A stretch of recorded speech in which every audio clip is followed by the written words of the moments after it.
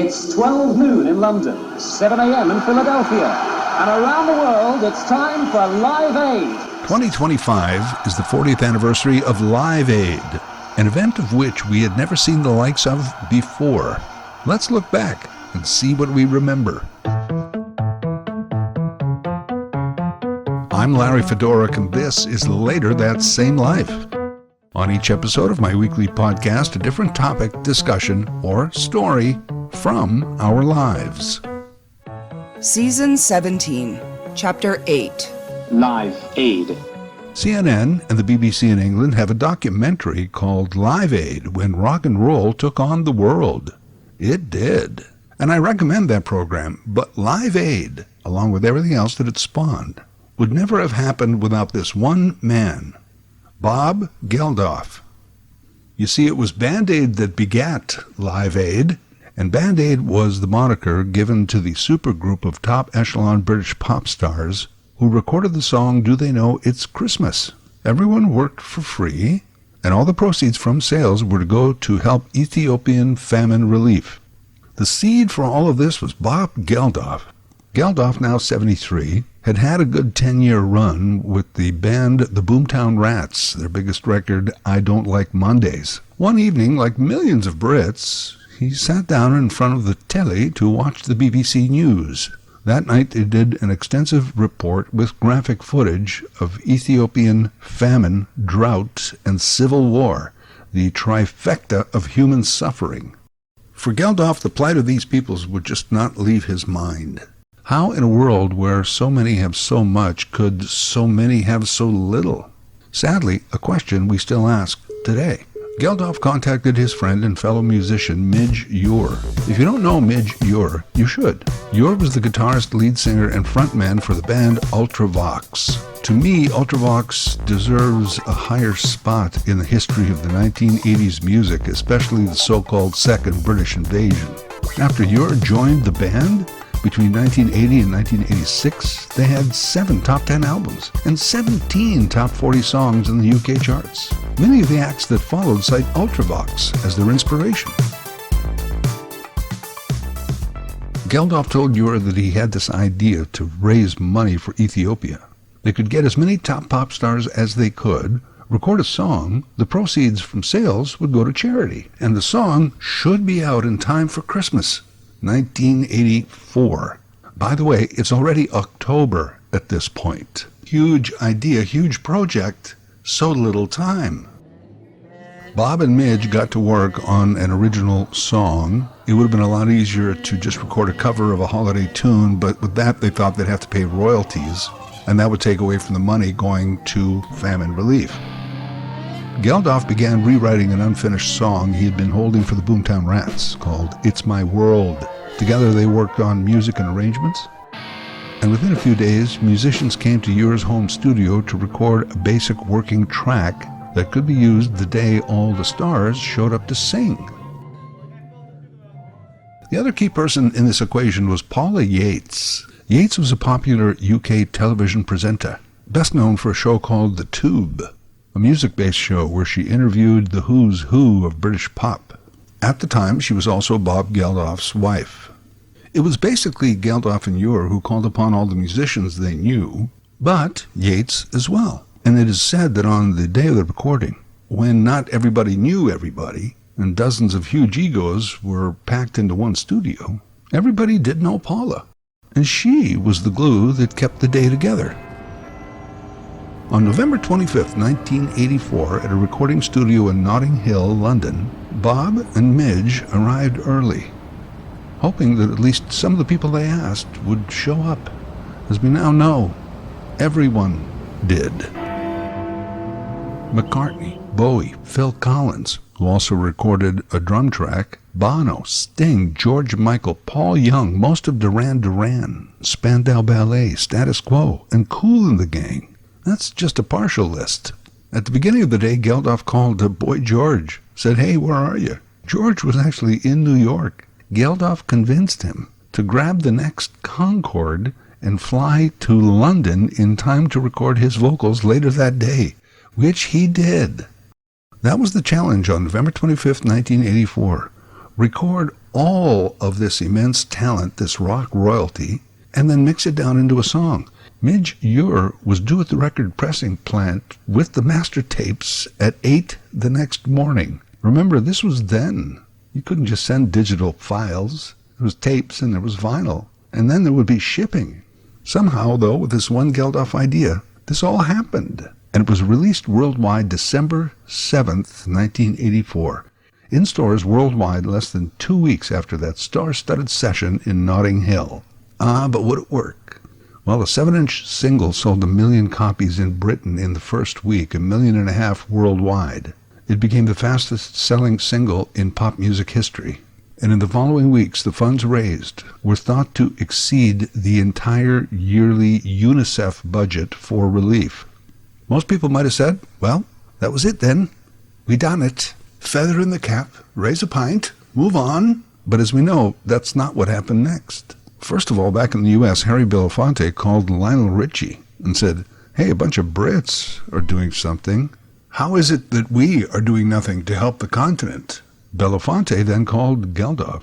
By March 7th, 1985, we had the song We Are the World, the cream of the American music crop, led by Belafonte, Richie, Michael Jackson, and Quincy Jones. USA for Africa. The Greatest Night in Pop is the name of a documentary about the making of that song. It's on Netflix.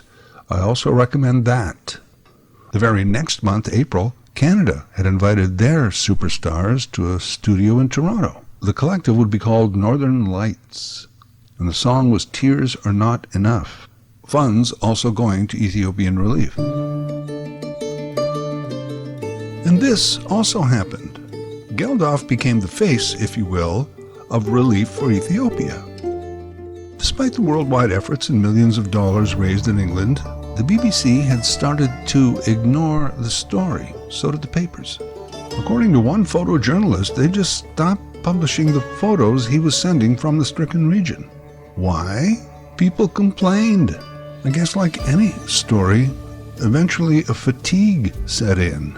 Folks didn't want to see these pictures flipping through paper on the bus in the morning, or at night sitting at supper watching the news. This photojournalist was also a neighbor of Bob Geldof, and one day he just knocked on Bob's door and said, hey man, you gotta go there. They're just not covering the story, but they will if you go.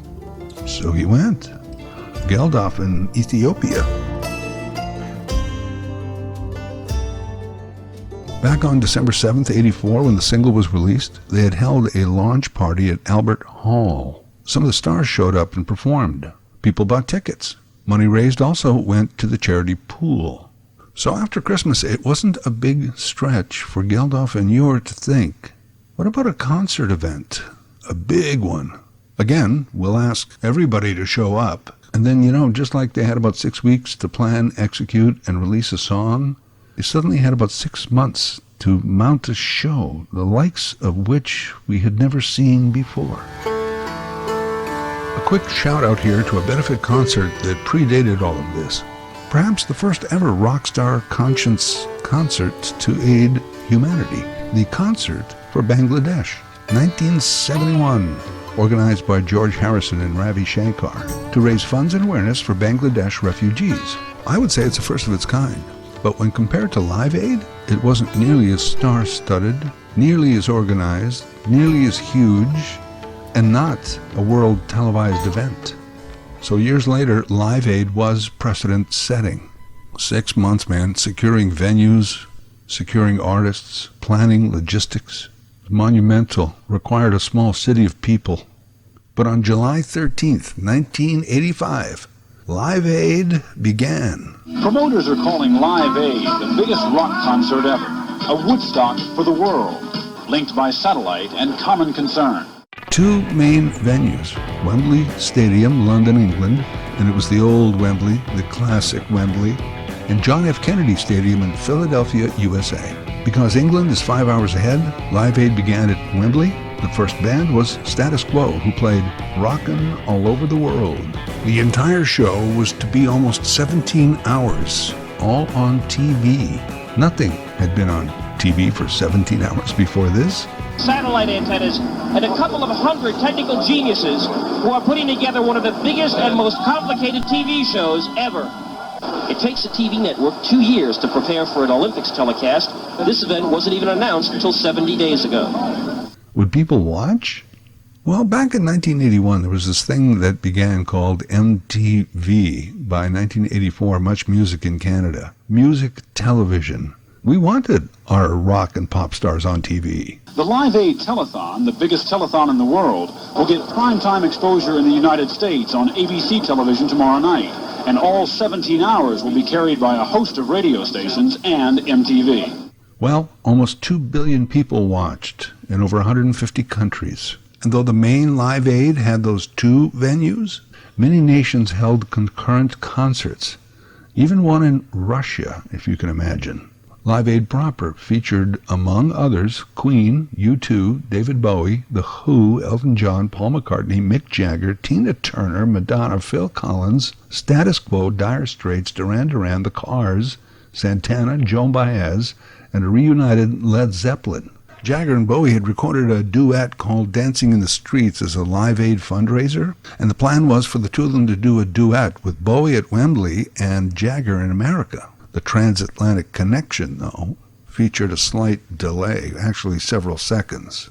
So that wouldn't work. The worldwide television feed will bounce off 16 satellites, ultimately reaching 150 countries.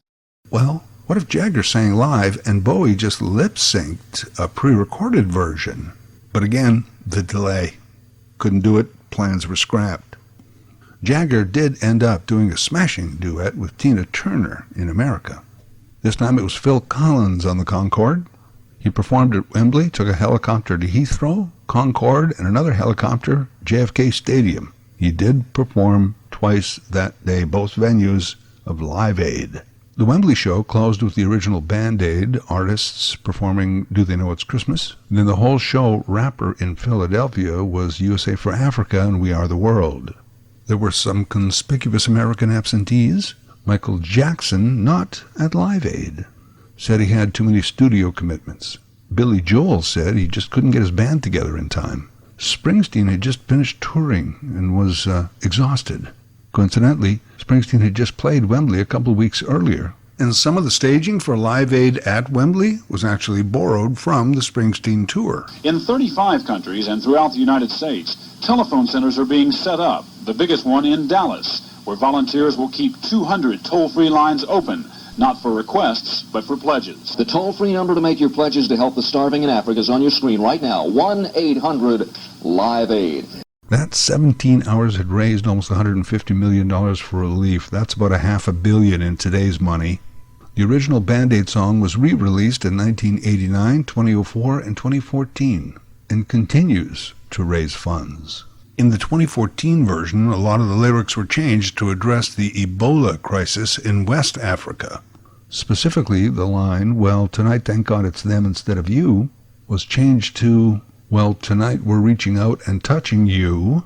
Additionally, the line, "Where the only water flowing is the bitter sting of tears," was replaced with, "Where kiss of love can kill you, and there's death in every tear." That version also included a whole roster of new and current British pop stars. So many people gave their time and effort, but it all started with Geldof. One man with an idea, one man making a difference. 20 years after that world event, Geldof organized Live 8, with 10 concerts happening simultaneously around the world, and was meant to precede the G8 Summit of Nations in 2005. The co-organizer of Live 8 was Bono. 2005 was when we began thinking of Bono and Geldof as a pair of crusaders.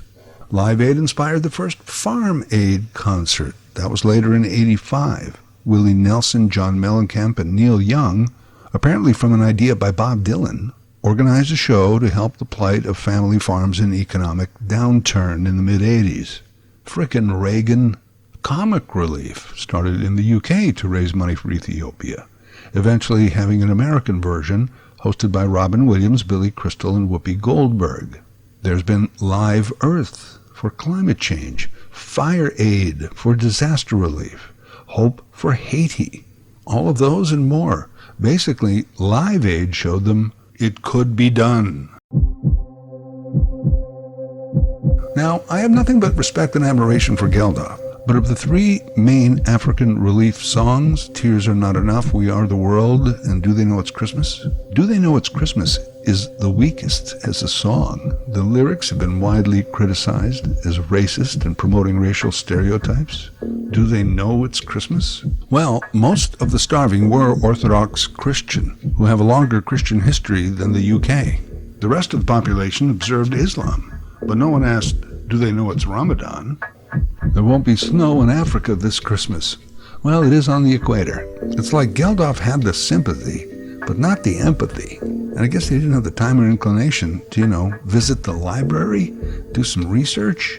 The only song worse that I can think of is 1982, Africa by Toto, described as colonial, racist, and geographically incorrect. Sure as Kilimanjaro rises like Olympus above the Serengeti. You can't see Kilimanjaro from the Serengeti. As one critic said, the only way to see Kilimanjaro from the Serengeti is if you're in a hot air balloon with a powerful telescope. Nice try, Toto.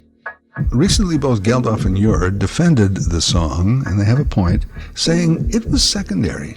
This whole thing was about the movement and doing something. Say what you will, because of Do They Know It's Christmas, millions of people are still alive today.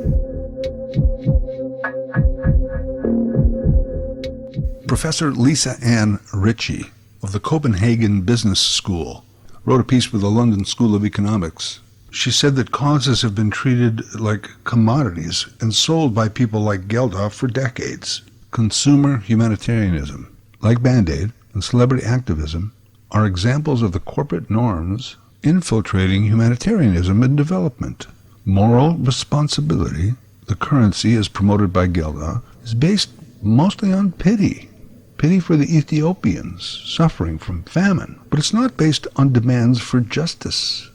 While pity historically plays a major role in charity-based philanthropy, the markability of feelings or compassion, it is a recent trend in contemporary neoliberal capitalism. Unquote. As we entered the 21st century, many African officials said that the worst thing for their country was to suddenly have Geldof and Bono show up. It did feel kind of paternalistic and white and colonial. What these officials didn't want was their country to be portrayed as a desolate land of suffering, but rather a country ready to grow, a country ready for foreign investment and development. Bono and Geldof weren't doing anything to help that. Again, I know, they saved a lot of lives. And indeed, in the next 25 years, it is Africa that is expected to have a greater population explosion than the rest of the planet. And right now, China leads world nations in new African investments. Criticisms aside, kudos to Geldof for making a difference. Just for One Day is a stage musical. It is about Live Aid and the events leading up to it, playing in the West End London and Toronto. In honor of the 40th anniversary, the entire original 16-plus hours of Live Aid are streaming free on YouTube. Bob Geldof, Midge Ure, Bono, still around. Paula Yates and Geldof divorced in 1986. Yates famously went on to a relationship with INXS lead Michael Hutchence. Hutchence died suspiciously in 1997.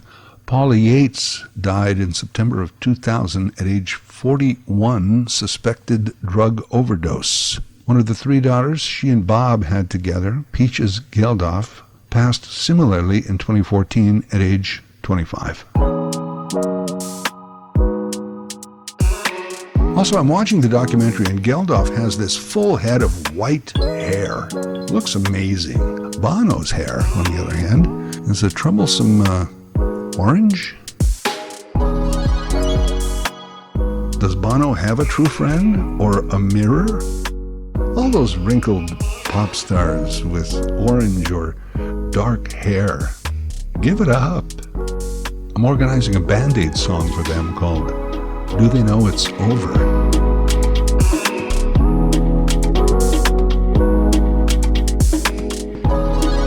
Later That Same Life is written, voiced, and produced by Larry Fedoruk.